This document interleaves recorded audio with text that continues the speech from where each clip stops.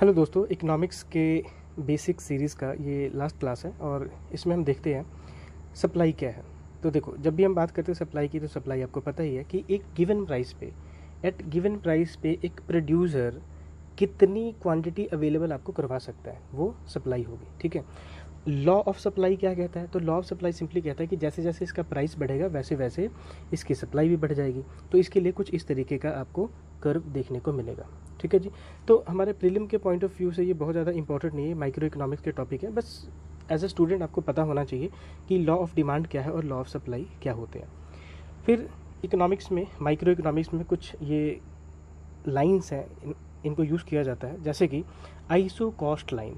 Iso cost line, ठीक है। Iso cost line मतलब सेम, आइसो वर्ड का मतलब सेम ही होता है। तो यहाँ से हमें क्या पता चलेगा, इस लाइन से हमें क्या पता चलेगा? तो वैसे तो देखो, एग्ज़ाम में क्वेश्चन आने की प्रोबेबिलिटी लगभग ज़ीरो के बराबर है। यहाँ से कभी क्वेश्चन आएगा नहीं, क्योंकि बहुत ही कोर कॉन्सेप्ट है माइक्रो इकोनॉमिक्स के, और प्रीलिम के पेपर में ये शायद ही कभी आपको देखने को मिले, अनलेस आपका यूजीसी नेट के लिए आप प्रिपेयर कर रहे हो या फिर इकोनॉमिक्स ऑप्शनल आपका पेपर है। पर वैसे ही एज ए स्टूडेंट हमें पता होना चाहिए आइसो कॉस्ट लाइन क्या होता है। तो देखो, आइसो कॉस्ट लाइन क्या है? तो आपके पास कुछ पैसे हैं, आपके पास कुछ पैसे हैं, उस पैसे का इस्तेमाल आप किन किन इनपुट्स पे कर सकते हो। ठीक है। यहाँ पे इनपुट से हमारा मतलब है या तो कैपिटल है या फिर लेबर है।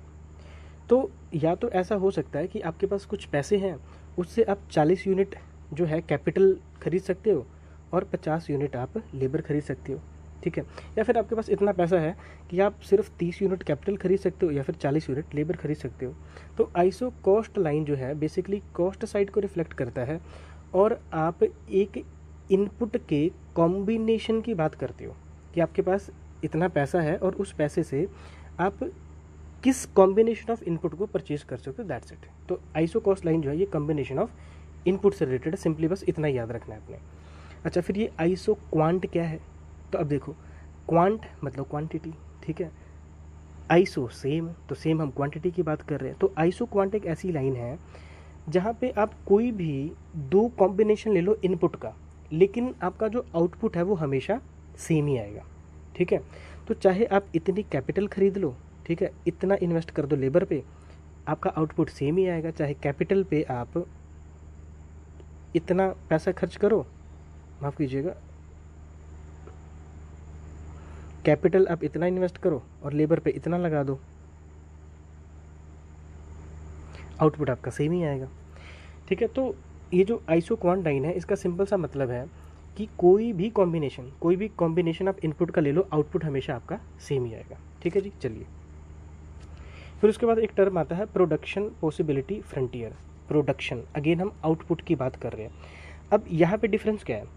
यहाँ पे डिफरेंस ये है कि आपके पास जो इनपुट है वो बहुत लिमिटेड है, ठीक है, और उस लिमिटेड इनपुट का इस्तेमाल करके आप पॉसिबली कितनी चीज़ों का प्रोडक्शन कर सकते हो। ठीक है। ऐसी इन्फॉर्मेशन आपको किस कर्व से मिलती है? प्रोडक्शन पॉसिबिलिटी फ्रंटियर से मिलती है। ठीक है। ये इसमें बहुत ज़्यादा पीएचडी करने की जरूरत नहीं है, बस बेसिक्स आपने आइडिया याद रखना है। ठीक उसी तरीके से एक टर्म इस्तेमाल किया जाता है marginal rate of transformation. Marginal rate of transformation, इसका क्या मतलब होता है? तो देखो, जब भी अभी जैसे हमने पिछले स्लाइड्स में देखा कि आप इनपुट्स के कुछ कॉम्बिनेशन यूज़ करते हो, ठीक है, और उस कॉम्बिनेशन का यूज़ करके आप कुछ आउटपुट जो है प्रोड्यूस करते हो। ठीक है।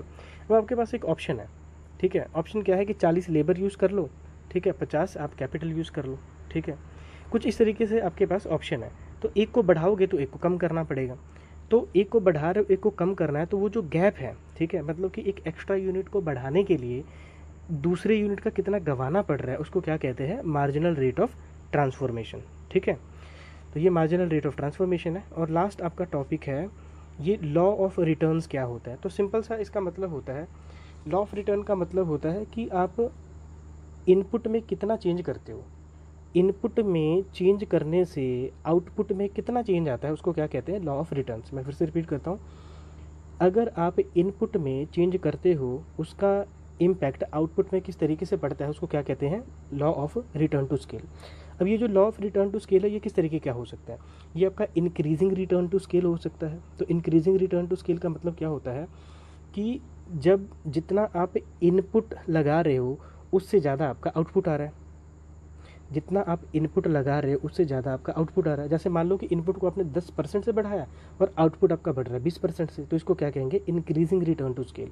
ऐसे ही एक होता है कांस्टेंट रिटर्न टू स्केल। आपने इनपुट बढ़ाया 10% से, आउटपुट भी आपका बढ़ा 10% से, इसको क्या कहेंगे, कांस्टेंट रिटर्न टू स्केल। एक होता है डिमिनिशिंग रिटर्न टू स्केल। तो इसका मतलब क्या होता है कि आपने जितना इनपुट बढ़ाया आपका आउटपुट जो है उससे कम हो गया। आपने इनपुट बढ़ाया 20% से, आउटपुट आपका रह गया 10% से, तो इसको क्या कहेंगे, diminishing rate of return of scale.